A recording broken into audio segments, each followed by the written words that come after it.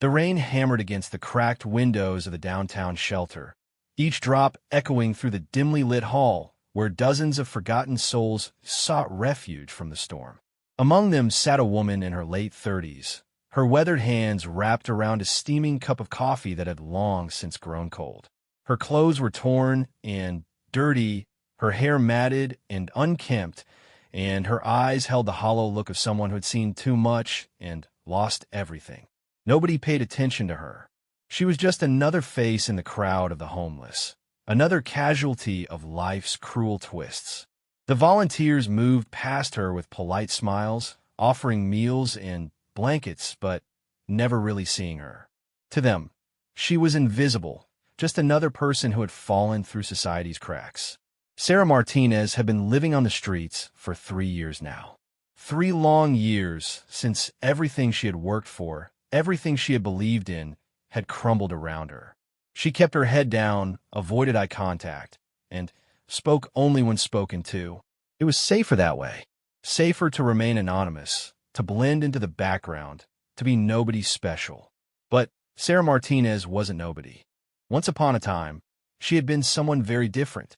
Once upon a time, she had been Black Viper. The name would have meant nothing to the volunteers ladling soup into plastic bowls, nothing to the other homeless people huddled on their cots. But to a select few in the military community, Black Viper was a legend. A ghost story whispered in the corridors of the Pentagon. A name spoken with reverence and fear in equal measure. Sarah closed her eyes and tried to push away the memories that always threatened to surface. The weight of the sniper rifle in her hands, the controlled breathing before the shot, the target in her crosshairs, unaware that their fate had already been decided. She had been the military's most precise instrument, their most reliable asset. Black Viper never missed.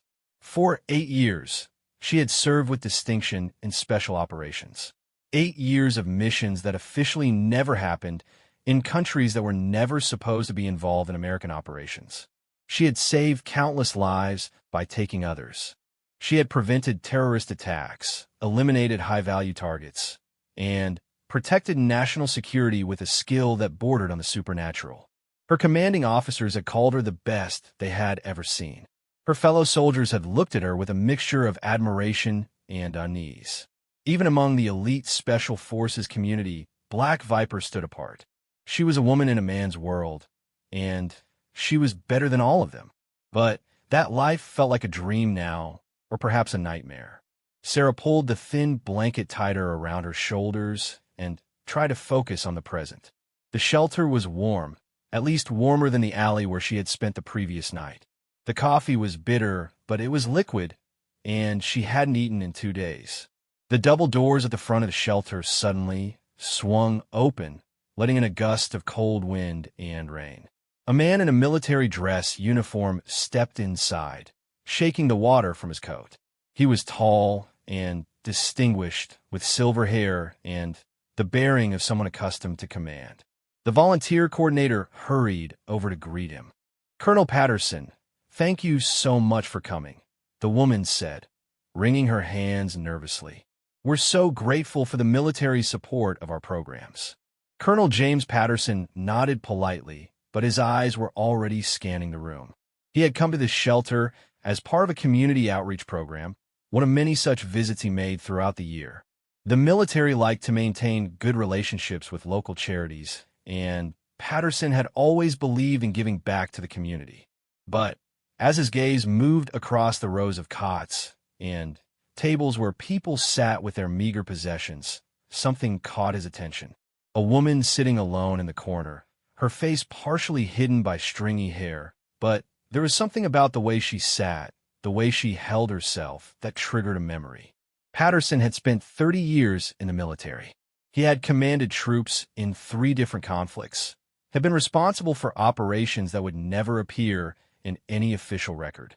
He had worked with the best of the best, the most elite soldiers the military had to offer. And among all of them, one had stood out: Black Viper. He had only met her in person twice, both times during classified briefings at the Pentagon.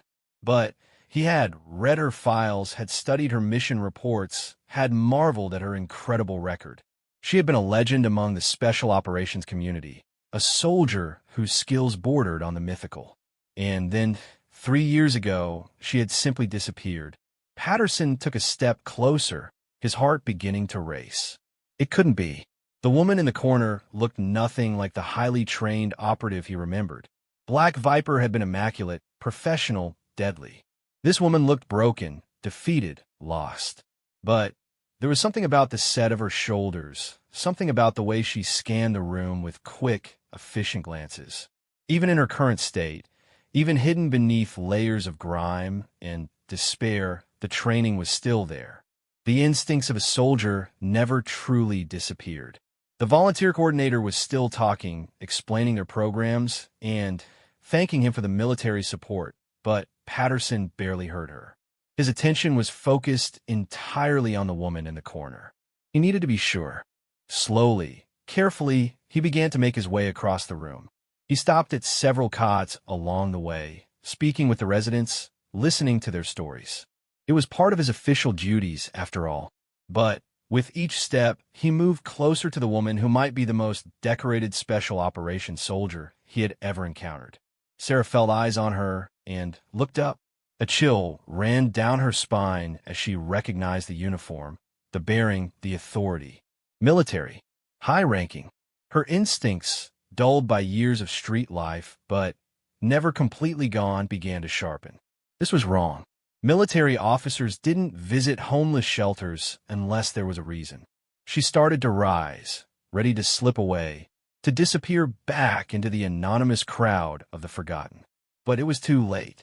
The colonel was looking directly at her now, and she could see the recognition dawning in his eyes. Patterson stopped 3 feet away from her table. Up close, there was no doubt. Beneath the dirt and the worn clothes, beneath the hollow cheeks and the tangled hair, he could see her clearly. The woman who had once been the military's most precise instrument of justice. "Ma'am," he said quietly, his voice carefully controlled. "I'm Colonel Patterson. I was wondering if I might have a word with you." Sarah's hands tightened around the coffee cup. She could run. She could disappear into the maze of city streets, lose herself among the millions of anonymous faces. She had become very good at being invisible over the past 3 years. But something in the colonel's eyes stopped her. There was no judgment there, no disgust at her current state. There was only recognition and what looked like genuine concern. "I think you have me confused with someone else," she said, her voice hoarse from disuse. Patterson glanced around the room, then back at her. "Perhaps we could speak privately?" For a long moment, they stared at each other across the divide of years and circumstances. Sarah Martinez, homeless and forgotten, and Colonel Patterson, representing everything she had once been and could never be again. Finally, Sarah nodded.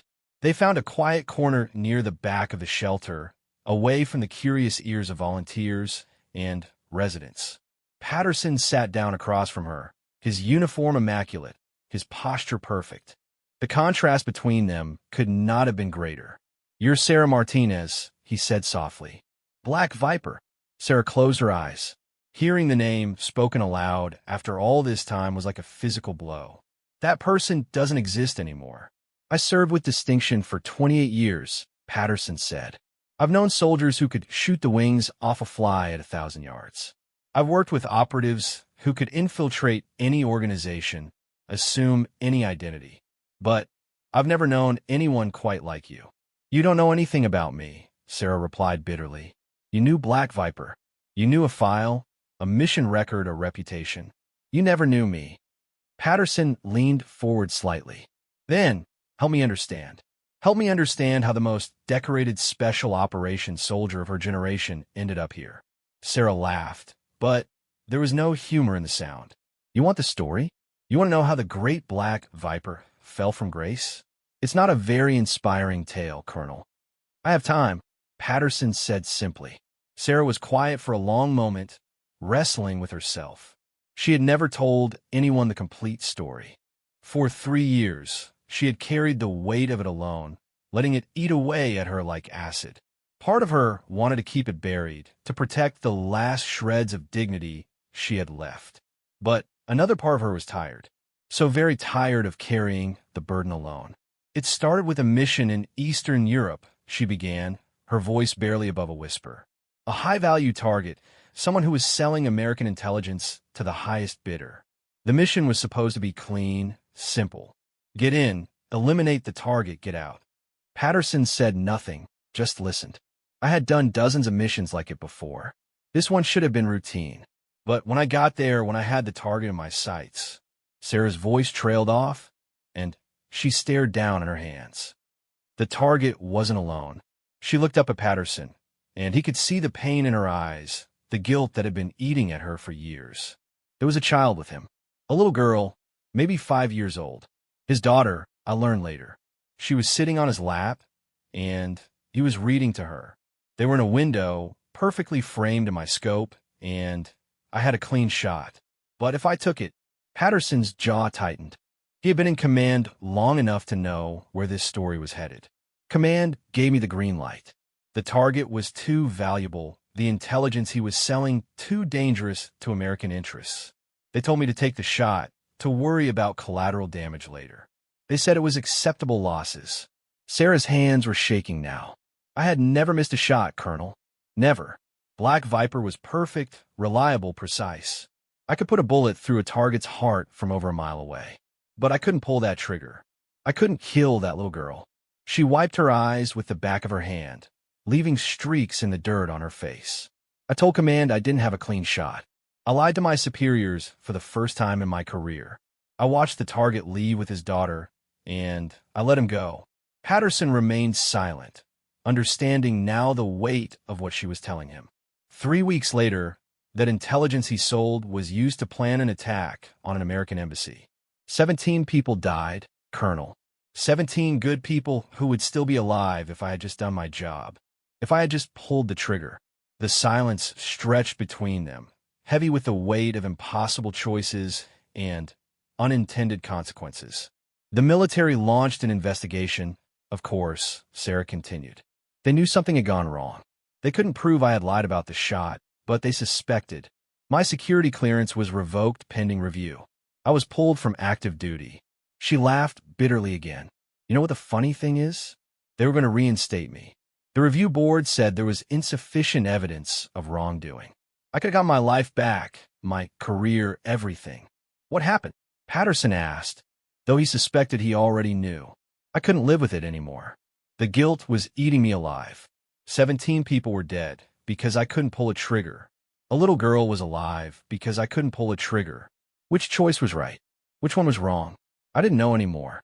Sarah stared off into the distance, lost in memories. I started drinking, started making mistakes, started questioning every decision I had ever made as Black Viper. How many children had I orphaned? How many families had I destroyed? I had always told myself I was one of the good guys, that I was protecting America, protecting innocent people. But what if I was wrong?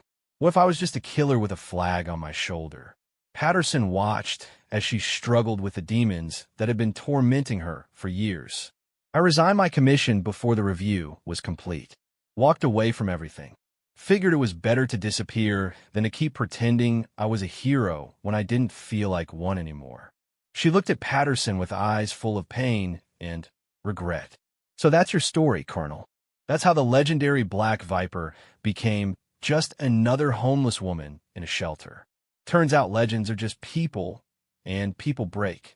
Patterson was quiet for a long time, processing everything she had told him. Finally, he spoke. You know what I think, he said.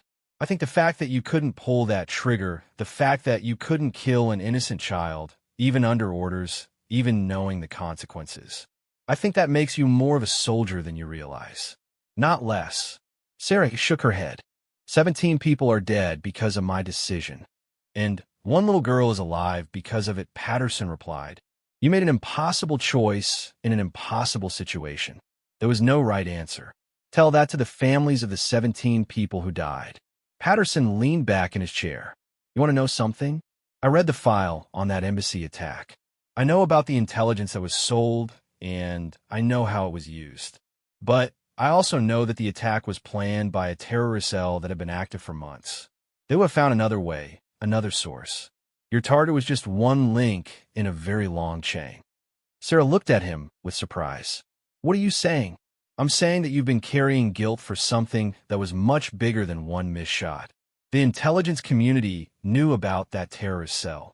They knew about the planned attack. There were failures at every level, not just yours. For the first time in years, Sarah felt something other than crushing guilt. It wasn't absolution. She would always carry the weight of that decision, but it was perspective. Why are you telling me this? She asked. Patterson smiled sadly.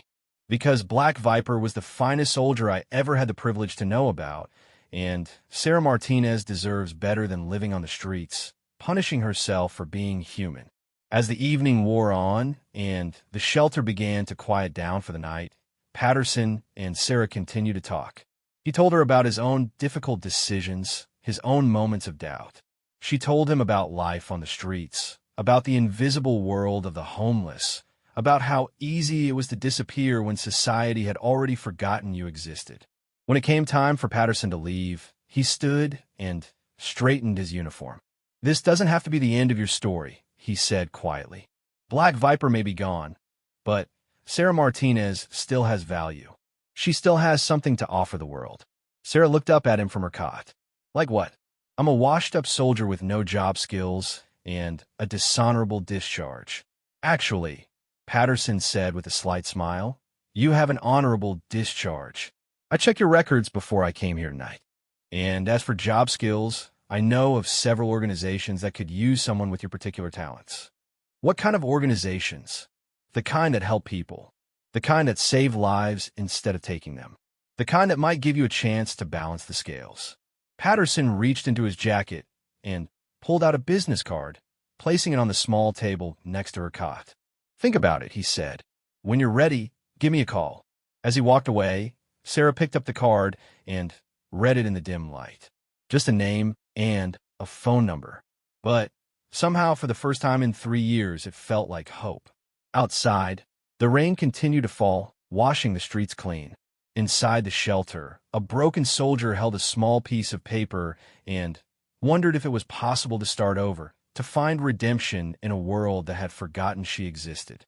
The night passed slowly, but for Sarah Martinez, it was the first night in 3 years that she slept without nightmares. 3 days passed before Sarah found the courage to call the number on Colonel Patterson's card. 3 days of staring at the small piece of paper, of wondering if she was ready to step back into a world that had once consumed her entirely. 3 days of battling the voice in her head that whispered she didn't deserve a second chance.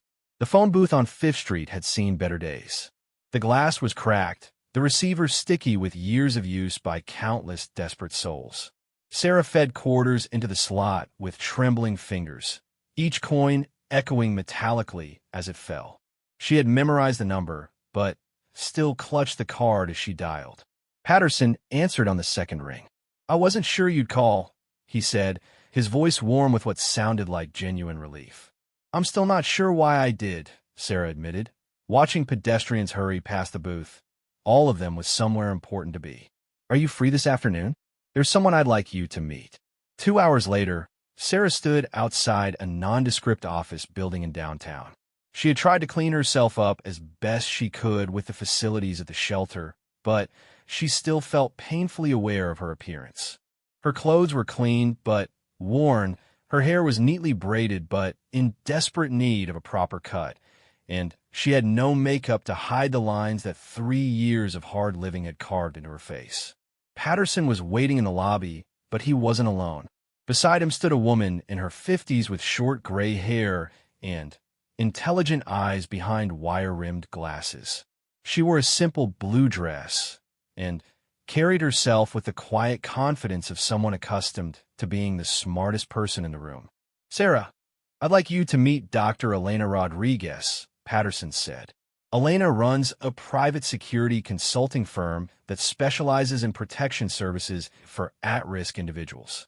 Dr. Rodriguez extended her hand with a warm smile.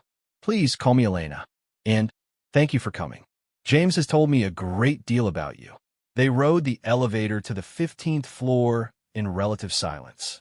Sarah found herself automatically cataloging exit routes, checking sight lines, falling back into patterns of thinking that she had thought were buried. The military training never really went away, she realized. It just went dormant. Elena's office was spacious, but not ostentatious. The walls were lined with books on psychology, criminal justice, and international relations.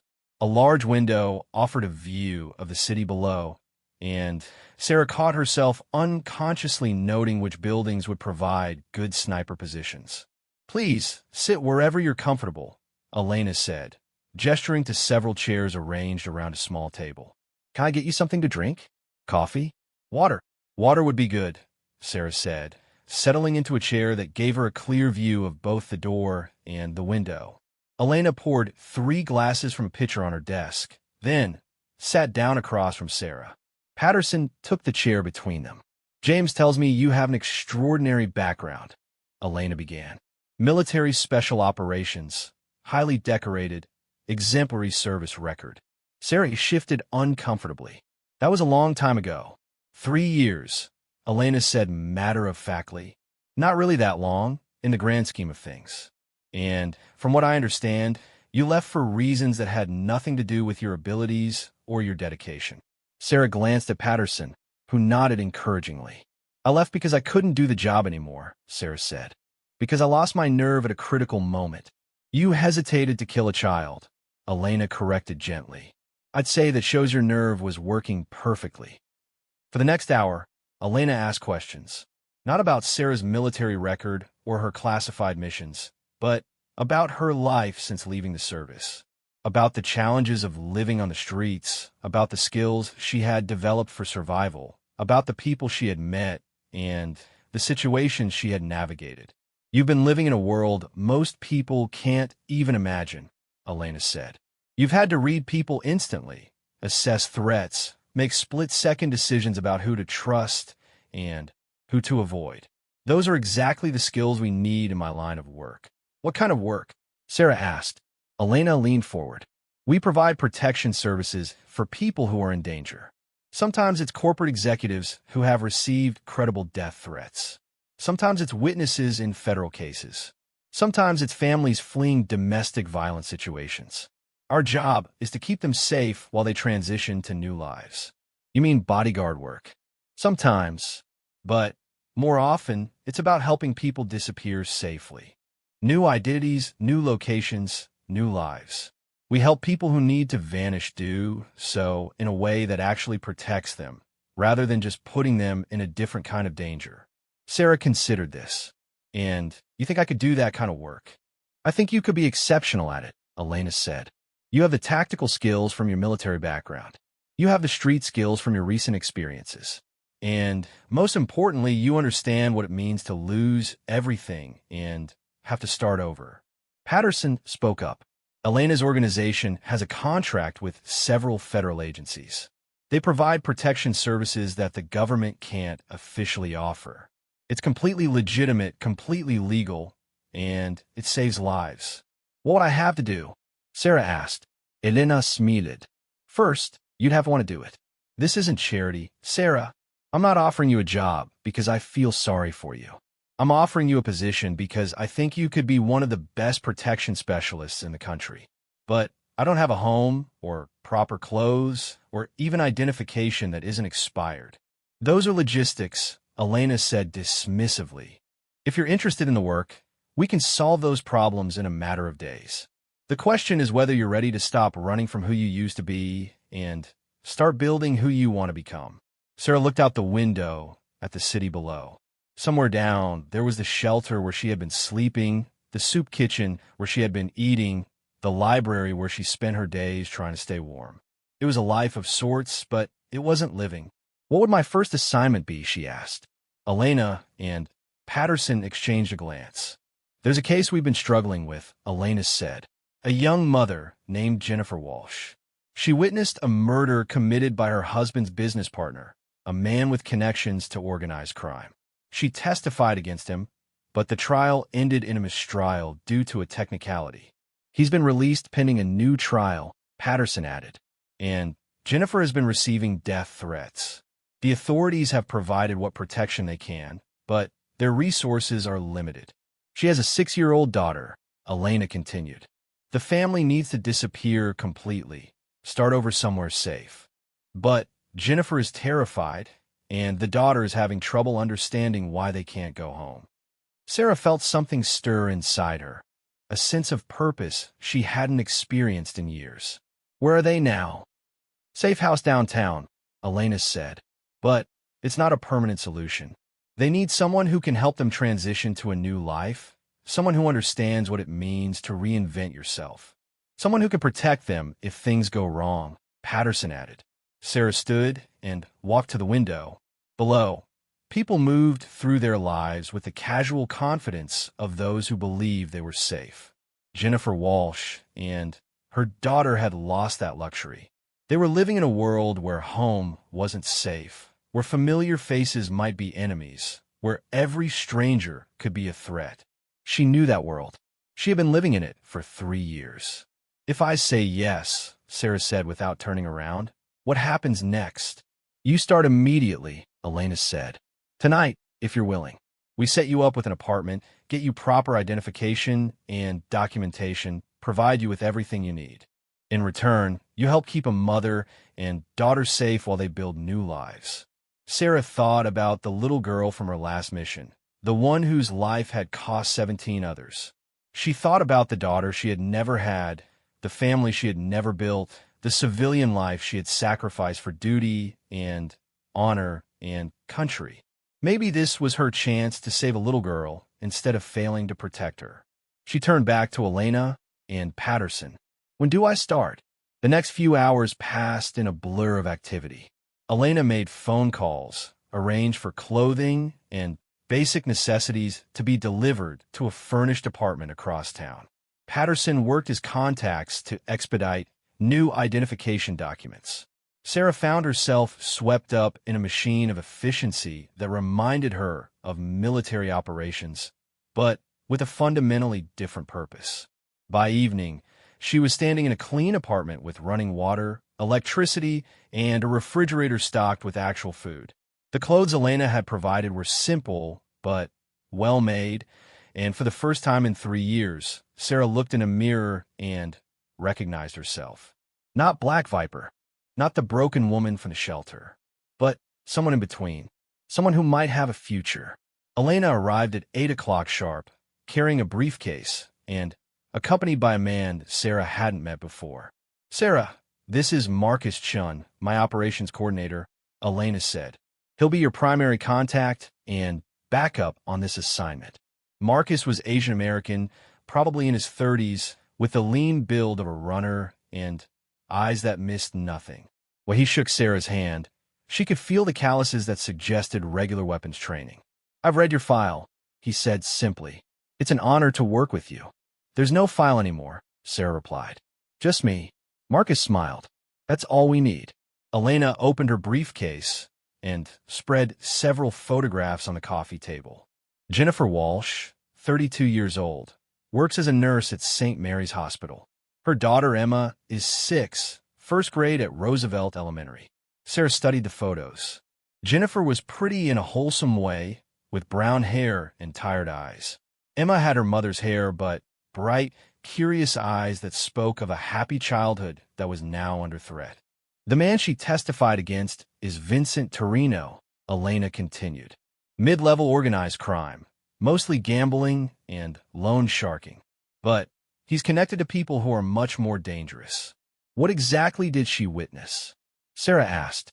Torino beating a man to death with a baseball bat, Marcus said grimly. The victim was late on payments from an illegal gambling operation. Jennifer was working late at the hospital when she saw it happen in the parking lot outside her car. She did the right thing and called the police, Elena said. Testified at trial, despite threats against her and her daughter. But Torino's lawyers found a procedural error that got the case thrown out. He walked free 3 days ago, Marcus added. The death threats started immediately. Sarah picked up one of the photos of Emma. The little girl was smiling at the camera, gap-toothed and innocent. Where's her father?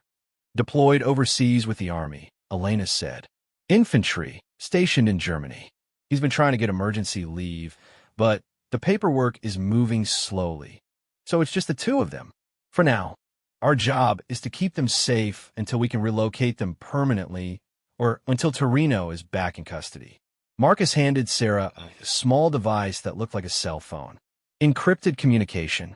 My number is programmed in, along with Elena's and emergency services. Range is about 50 miles in urban areas. The safe house is in a residential neighborhood about 20 minutes from here, Elena said. 3 bedrooms, 2 bath, full security system. Neighbors think they're a family friend of the owner, staying temporarily. What's my cover story?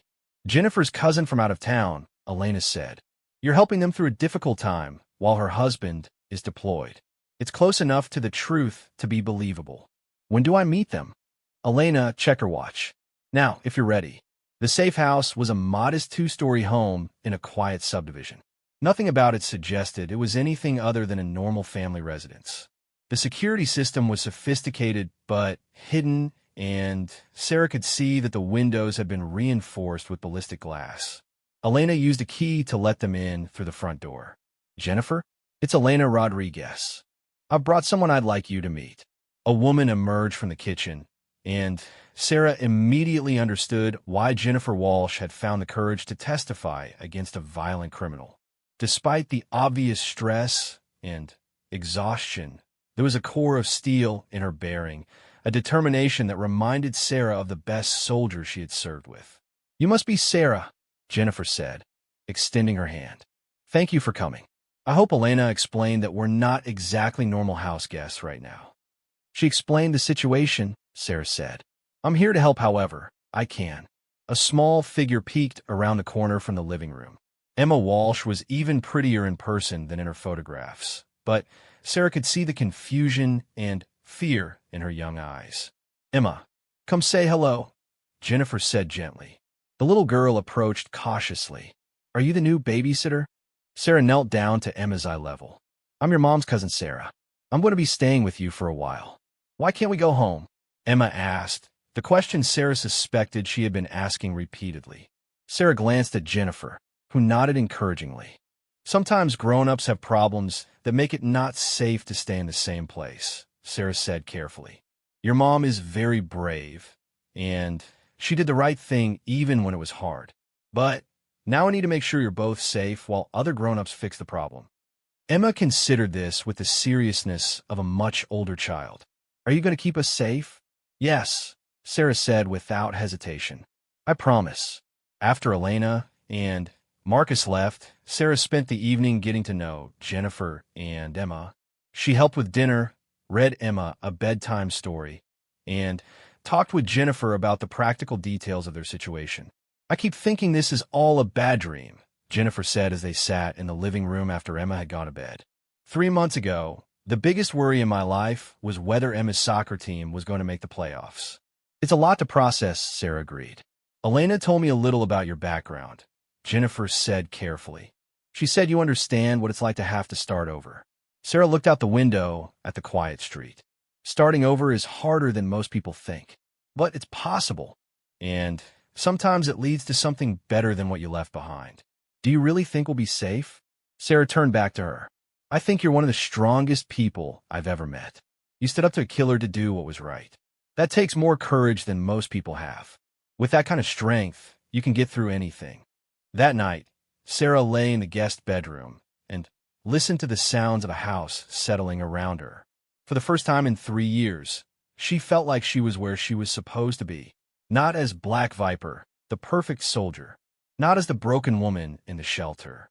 But as Sarah Martinez, someone who had found a way to use her skills and experience to protect people who needed protection. Tomorrow would bring new challenges, new dangers, new decisions. But tonight, there was a mother and daughter sleeping safely under her watch, and that was enough. Outside, the city continued its restless existence, but inside the safe house, 3 women who had all lost their old lives were beginning to build something new together. Sarah's eyes snapped open at 3:47 a.m. Years of military training had taught her to trust her instincts, and something had pulled her from sleep with urgent efficiency.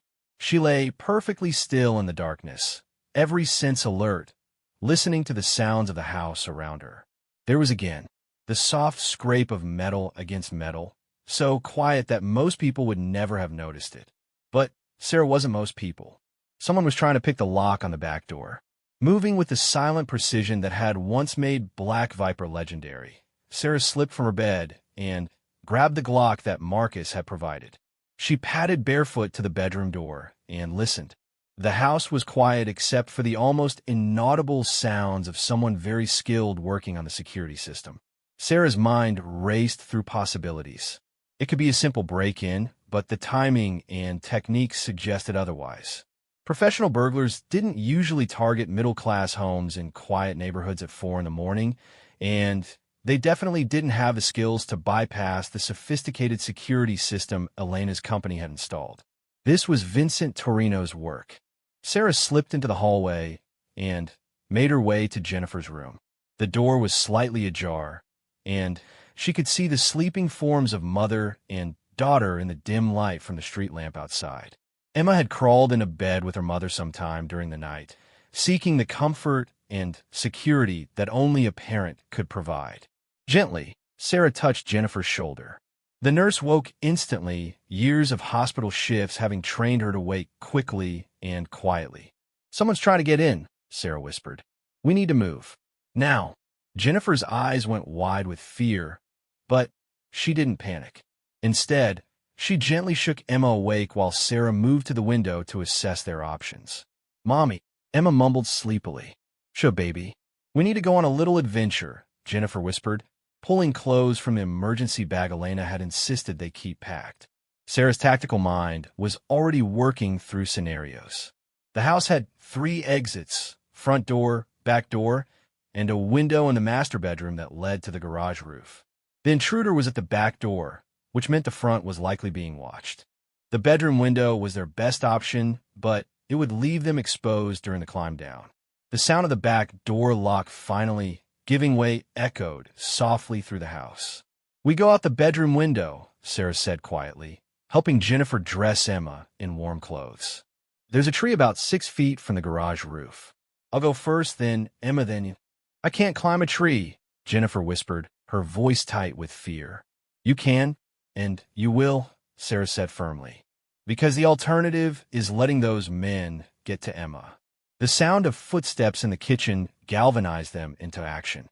Sarah led them to the master bedroom and carefully opened the window. The night air was cold, but the moon was dark, which would help conceal their escape.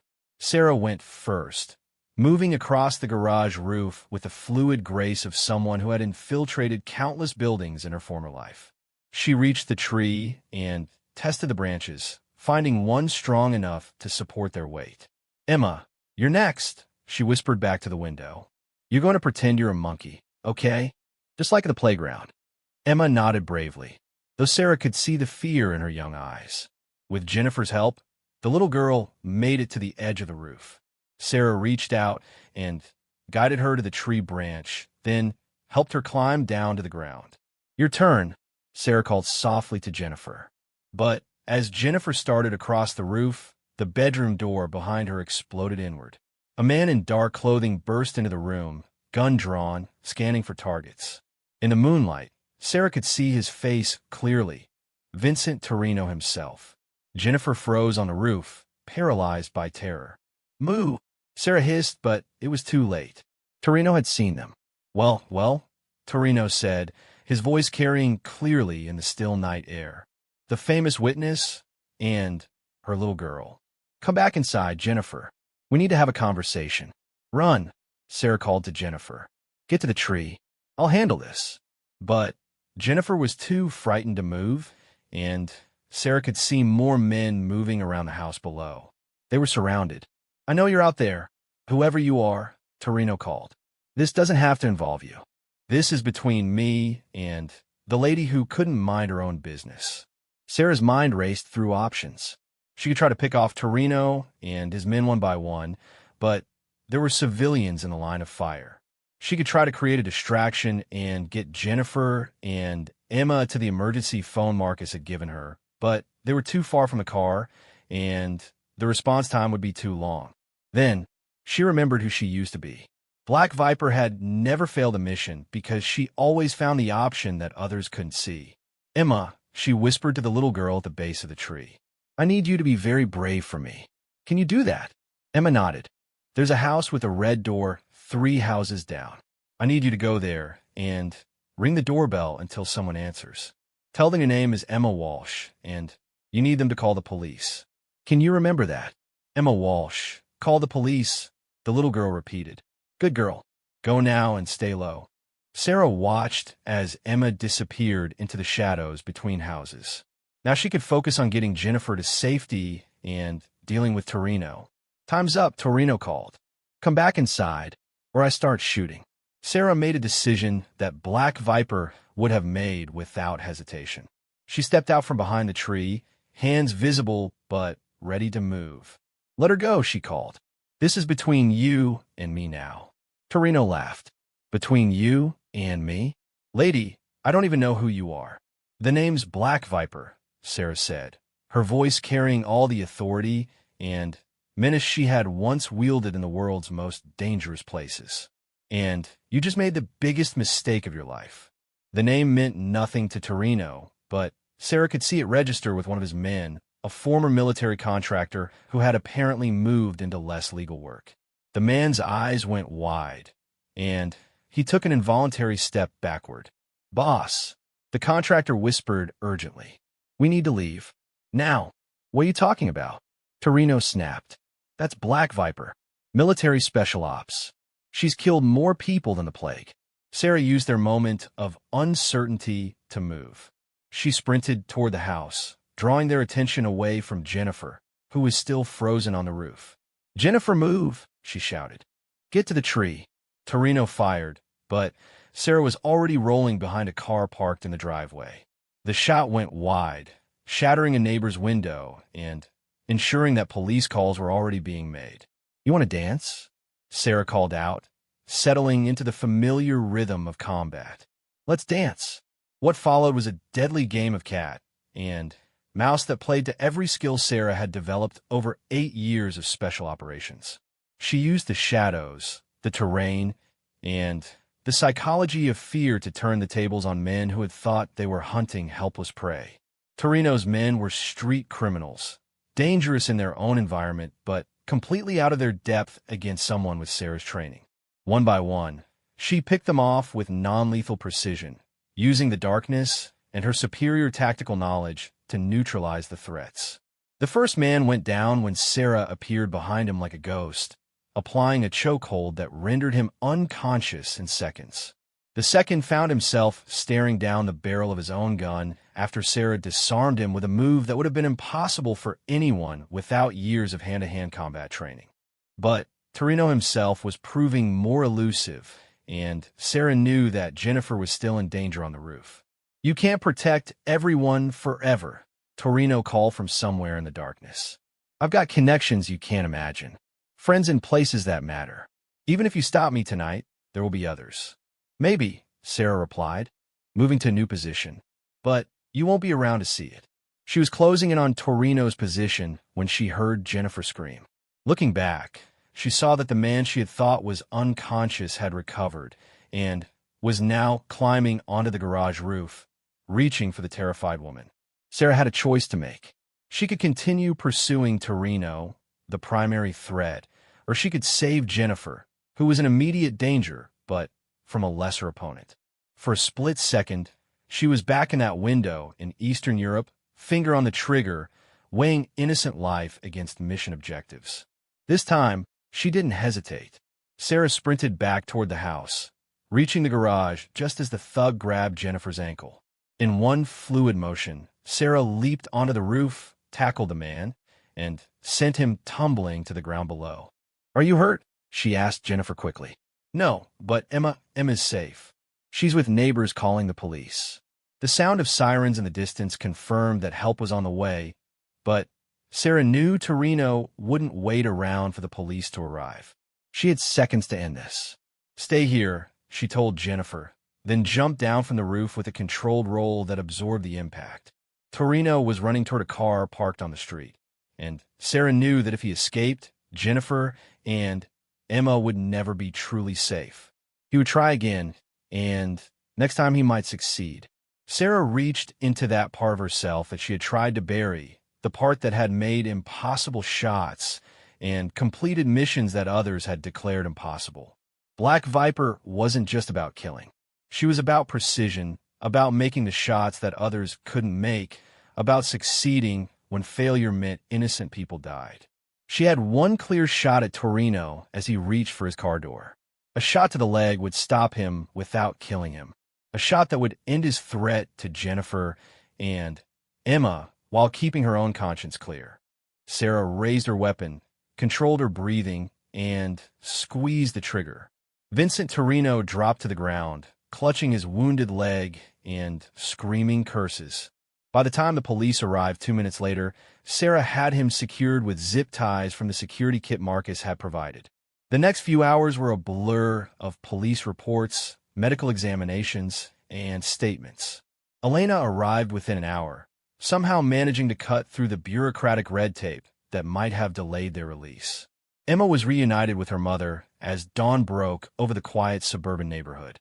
The little girl had been brave beyond her years, and the neighbors who had sheltered her had called not only the police, but also Child Protective Services, ensuring that Emma's well-being was being monitored. "Is it over?" Jennifer asked as they sat in Elena's car, waiting for the all-clear from the authorities. "Torino's going away for a very long time," Elena said. "Attempted murder, breaking, and entering, violating the terms of his bail. Plus, we have him on assault with a deadly weapon and threatening a federal witness. But what about his connections? His friends?" Sarah spoke up from the front seat. "Small-time criminals like Torino don't have the kind of connections he claimed. He was trying to scare you. With him in prison and facing serious charges, his associates are going to be more worried about protecting themselves than going after you. So we can go home?" Elena smiled. "Give a few weeks for everything to settle, but yes, you can go home." Emma, who had been unusually quiet, suddenly spoke up. "Is Cousin Sarah going to stay with us?" Sarah turned to look at the little girl whose life had been turned upside down by adult violence and corruption. "I'll stay as long as you need me to." But even as she said it, Sarah knew that this case was different from what Elena had originally described. This wasn't just about helping someone disappear and start a new life. This was about proving that sometimes the good guys could win. Sometimes doing the right thing led to the right outcome. 3 weeks later, Jennifer and Emma Walsh moved back into their own home. Enhanced security measures were in place, and the police department had assigned regular patrols to their neighborhood. Vincent Torino had been denied bail and was awaiting trial on charges that would likely keep him in prison for the next 20 years. Sarah helped them resettle, making sure Emma felt safe in her own room again, helping Jennifer return her job at the hospital. And when Jennifer's husband finally received his emergency leave and flew home to reunite with his family, Sarah knew her job was done. But as she prepared to leave the Walsh family to their restored life, she realized that she had found something she hadn't expected. Not just a job, or a purpose, or even redemption for past mistakes. She had found herself again. Not Black Viper, the perfect military machine. Not the broken woman from the shelter. But Sarah Martinez, someone who could use her skills and experience to protect people who needed protection. Someone who could make the right choice even when it was difficult. Elena was right. This wasn't charity. This was Sarah's calling, her way of balancing the scales and building a life worth living. As she drove away from the Walsh house for the last time, Sarah's encrypted phone buzzed with a message from Marcus. Another case, another family in need of protection, another chance to prove that sometimes the good guys win. Sarah Martinez smiled and headed toward her new assignment, ready to face whatever came next. 6 months after the Torino case, Sarah Martinez stood in the observation deck of a federal courthouse, watching a man in an orange jumpsuit being led away in handcuffs. Vincent Torino had just been sentenced to 25 years in prison without the possibility of parole. Justice, she reflected, sometimes moved slowly, but it did move. Her encrypted phone buzzed with a text from Elena. "New case. High priority. Can you meet at the office in an hour?" Sarah had handled 4 assignments since the Walsh case, each one different, but all requiring the unique combination of military precision and street-smart survival skills that she had developed. She had protected a whistleblower who had exposed corporate fraud, helped a family escape from a cult-like organization, and provided security for a judge who had been receiving death threats. Each case had reinforced her belief that she had found her true calling. Elena's office building looked the same as it had that first day 6 months ago, but Sarah felt like a completely different person as she rode the elevator to the 15th floor. She was no longer the broken woman from the shelter, desperate for purpose. She was a professional, confident in her abilities and secure in her identity. Elena was waiting with Marcus and a man Sarah didn't recognize. He was older, probably in his 60s, with the bearing of someone accustomed to authority. His suit was expensive, and his handshake was firm. "Sarah, I'd like you to meet Director William Hayes from the Department of Homeland Security," Elena said. Sarah raised an eyebrow. "DHS? This must be serious." Director Hayes smiled grimly. "Ms. Martinez, I've been following your work with Dr. Rodriguez's organization. Your success rate is impressive, and your methods are unorthodox but effective." "Thank you, sir. But I'm not interested in returning to government service." "I'm not here to recruit you," Hayes said. "I'm here because we have a situation that requires your specific expertise, and conventional resources aren't sufficient." Elena gestured for everyone to sit. "Tell her about Dr. Petrov." Hayes opened a briefcase and pulled out several photographs. Dr. Mikhail Petrov, 53 years old, former Soviet bioweapons researcher. He defected to the United States 15 years ago and has been working on defensive countermeasures to biological weapons. Sarah studied the photographs. Petrov looked like a typical academic, with thick glasses and an absent-minded professor appearance. What makes him special? Dr. Petrov has developed a vaccine that could neutralize most known biological weapons, Marcus said. The implications for national security are enormous. 3 days ago, Dr. Petrov disappeared. Hayes continued. "We believe he was taken by operatives working for his former colleagues in Russia. The intelligence community thinks they want him to reverse his work, to help them develop new biological weapons." Sarah was beginning to understand why she had been called. "And you can't use official resources because this is a black operation," Hayes said bluntly. "If we send in military or CIA operatives and they're caught, it becomes an international incident. Russia can claim we're conducting illegal operations on their soil. But if a private security consultant happens to find Dr. Petrov and help him escape," Elena said. "Then it's just a fortunate coincidence," Sarah finished. "Where is he?" Hayes spread out a map of Eastern Europe. "We believe he's being held at a facility outside Prague. Former Soviet research station, now privately owned by a Russian oligarch with ties to intelligence services." Sarah studied the map, her mind automatically analyzing approach routes, extraction points, and potential obstacles. It was the kind of mission Black Viper would have handled without hesitation, but Sarah Martinez was no longer Black Viper. "Why me?" she asked. "You could contract this out to any number of private military companies." "Because this isn't a military operation," Elena said. "It's a rescue mission. Dr. Petrov isn't just a valuable asset. He's a human being who's being held against his will. We need someone who understands the difference." Hayes leaned forward. "There's something else. Dr. Petrov has a daughter, Anna. She's 8 years old, and she's with him." Sarah felt something cold settle in her stomach. "They took a child?" "Anna's mother died 2 years ago," Hayes said. "Dr. Petrov has been raising her alone. When they took him, they took her too, probably as insurance, to make sure he cooperates." The room was quiet for a moment as Sarah processed this information. An 8-year-old girl, held captive by people who viewed her only as leverage against her father. It was exactly the kind of situation that would have paralyzed Black Viper 3 years ago, the kind of scenario that had ended her military career. But Sarah Martinez wasn't paralyzed. She was angry. "What kind of support can you provide?" she asked Hayes. "Equipment, transportation, intelligence, extraction assistance." but no official backup. If something goes wrong, you're on your own. I'll need to see the facility layout, guard schedules, and any intelligence you have on the people holding them. Hayes smiled. I was hoping you'd say that. For the next 4 hours, Sarah immersed herself in mission planning with an intensity she hadn't felt since her military days. The facility was a converted research station surrounded by high walls and electronic security. It was isolated, which made approach difficult, but also meant that help would be far away if the guards called for assistance. Dr. Petrov and his daughter were being held in the main building, probably in the former laboratory spaces that had been converted into living quarters. The intelligence suggested there were 12 guards, rotating in shifts of 4. Professional security, but not military trained. The biggest challenge would be getting Petrov and Anna out alive. These weren't street criminals like Torino's men.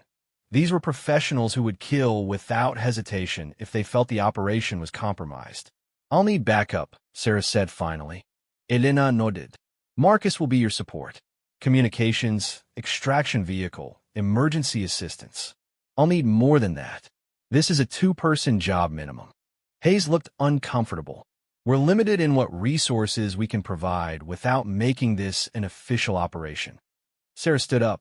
Then, find unofficial resources. I'm not going into this alone, and I'm not risking the lives of a man and his daughter because you want plausible deniability. Elena made a phone call, speaking in rapid Spanish to someone on the other end. After a few minutes, she hung up. I have someone in mind, she said. Former Delta Force, now works private security in Europe. He's discreet, reliable, and currently between assignments. Can he be trusted? With his life, Elena said. His name is James Ramirez, and he served 2 tours with Black Ops before going private. I've worked with him before. How much does he know about my background? Only what he needs to know. That you're the best protection specialist in the business. Sarah nodded. It would have to be enough. 2 days later, Sarah was on a flight to Prague, carrying tourist documents that identified her as a freelance photographer doing a story on Eastern European architecture. Her equipment was packed in a camera bag that would pass casual inspection, but contained far more than photography gear. Ramirez met her at a coffee shop near the Old Town Square. He was exactly what she had expected. Compact, efficient, with the alert eyes of someone who had seen combat and lived to tell about it. More importantly, he had the calm professionalism of someone who could be trusted in a crisis. Dr. Rodriguez speaks very highly of you, he said, stirring sugar into his coffee. She says you're reliable, Sarah replied. That's all I need to know. They spent the afternoon reviewing the mission parameters and establishing their approach plan. The facility was 2 hours outside the city, accessible by a single road through dense forest. The extraction would have to be precise and fast. The key is getting in without triggering the security system, Ramirez said, studying the facility blueprints. Once we're inside, we have maybe 10 minutes before reinforcements arrive. 10 minutes should be enough, Sarah said. We go in during the shift change at 3 a.m. Minimal guards, maximum confusion. That night, they drove out to the facility in a rented van, stopping 2 miles away to make their final preparations. Sarah checked her equipment one more time. Night vision goggles, lockpicks, zip ties, first aid kit, and a Glock 19 with 2 extra magazines. Remember, she said to Ramirez as they prepared to move out, the priority is getting Dr. Petrov and his daughter out safely. Everything else is secondary. Understood. What about the guards? Non-lethal unless there's no choice. These might be professionals, but they're still just people doing a job. They approached the facility through the forest, using the cover of darkness and Sarah's military training to avoid the security patrols. The walls were high, but not impossible to scale, and the electronic security was sophisticated but not military grade. Sarah went over first, dropping silently into the compound and disabling the motion sensors with equipment Hayes had provided. Ramirez followed, and within minutes, they were moving toward the main building. The layout was exactly as the intelligence had indicated. Dr. Petrov and Anna were being held on the second floor in what had once been the facility's main laboratory. 2 guards were stationed outside their door, while 2 more patrolled the perimeter. Sarah and Ramirez waited in the shadows until the patrol passed, then moved with practiced precision. Sarah took the guard on the left, applying a chokehold that rendered him unconscious without a sound. Ramirez handled the other guard with equal efficiency. The door to Petrov's prison was locked with an electronic keypad, but Sarah's lock-picking skills had been enhanced by Hayes' technical team. Within 30 seconds, the door clicked open. Dr. Petrov was awake, sitting at a small desk with papers scattered around him. He looked up as the door opened, fear and confusion clear on his face. "Who are you?" he whispered. "Friend of the United States government," Sarah said quietly. "We're here to get you and Anna out." Anna was asleep on a cot in the corner, and Sarah felt her heart clench at the sight of the little girl.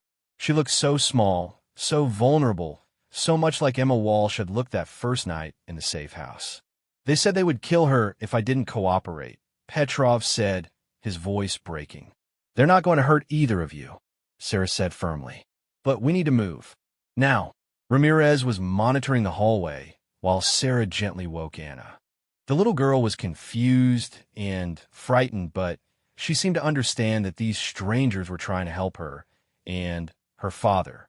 "Papa," she whispered in accented English. "It's okay, little one," Petrov said, gathering her in his arms. "These people are going to take us somewhere safe." The extraction was proceeding perfectly until they reached the main floor. A guard who should have been outside came back into the building early, and suddenly they were face to face with a man holding an automatic weapon. For a split second, Sarah was back in that sniper's nest in Eastern Europe, finger on the trigger, weighing innocent life against mission objectives. But this time, there was no hesitation, no paralysis, no doubt. Sarah's weapon was in her hand, and, firing before the guard could bring his rifle to bear, the shot took him to the shoulder, spinning him around and sending his weapon flying. He dropped to the ground, alive but incapacitated. "Move!" Ramirez shouted, and they ran for the exit. Alarms were blaring now, and Sarah could hear shouts from the guard towers. They had maybe 2 minutes before the facility would be swarming with armed men. They reached the perimeter wall just as spotlights began sweeping the compound. Sarah boosted Anna up to Ramirez, then helped Dr. Petrov climb over. She was the last to go, and bullets were striking the wall around her as she dropped to the other side. The run through the forest to the extraction vehicle was a nightmare of branches, darkness, and the sound of pursuit behind them. But Anna never cried, never slowed them down. She held tightly to her father and trusted the strangers who had promised to keep them safe. They reached the van just as helicopters appeared in the distance, searchlights sweeping the forest. Ramirez had the engine running, and they were moving before Sarah had even closed the door. "The airport," Sarah said. "Hayes has a plane waiting." 6 hours later, Dr. Mikhail Petrov and his daughter Anna were on American soil, safe and free. The biological weapons research that might have fallen into the wrong hands was secure, and a little girl who had been used as leverage against her father was back where she belonged. Sarah stood in the terminal at Dulles Airport, watching as Dr. Petrov was reunited with colleagues from the CDC who would help him continue his important work. Anna was asleep in her father's arms, finally at peace. Director Hayes approached as the reunion was taking place. "Exceptional work," he said quietly. "Clean extraction, no international incidents. Mission accomplished." "The girl was the mission," Sarah said. "Everything else was just details." Hayes studied her for a moment. "You know, we could use someone with your skills on a permanent basis. Off the books, black operations, the kind of work that officially never happens." Sarah watched as Dr. Petrov gently carried his sleeping daughter toward the exit, toward a new life free from the fear that had haunted them. "I already have a job," she said. "I protect people who need protection. This could be the same thing." Sarah shook her head. "No, it's not. Your job is about national security, about protecting interests and assets. My job is about protecting people. There's a difference." Hayes nodded, understanding. "If you ever change your mind." "I won't." 2 weeks later, Sarah was back in Elena's office, reviewing files for her next case. A family fleeing domestic violence, a whistleblower who had exposed government corruption, a young woman who had escaped from human trafficking. People who needed protection, who deserved a chance at a new life. You know, Elena said as they worked through the cases, you've changed since you started working with us. How so? When you first came here, you were running from who you used to be. Now I think you've figured out who you want to become. Sarah looked out the window at the city below, at the millions of people going about their daily lives, most of them believing they were safe. Some of them were wrong, and when they realized it, they would need help. They would need someone who understood what it meant to lose everything and start over, someone who had the skills to protect them and the wisdom to know when protection meant more than just stopping bullets. They would need Sarah Martinez, not Black Viper, the perfect military machine who never missed a shot. Not the broken woman from the shelter who had lost faith in herself and her purpose. But Sarah Martinez, someone who had learned that redemption wasn't about erasing the past, but about building a better future. Her encrypted phone buzzed with a new message. Another case, another family in need, another chance to prove that sometimes the good guys win. Sarah Martinez smiled, gathered her files, and headed out to face whatever came next. She was ready. In a city full of people who believed they were safe, Sarah Martinez was one of the few who actually were. And, more importantly, she was one of the people working to make sure that safety was real, not just an illusion. The legend of Black Viper was over. The story of Sarah Martinez was just beginning.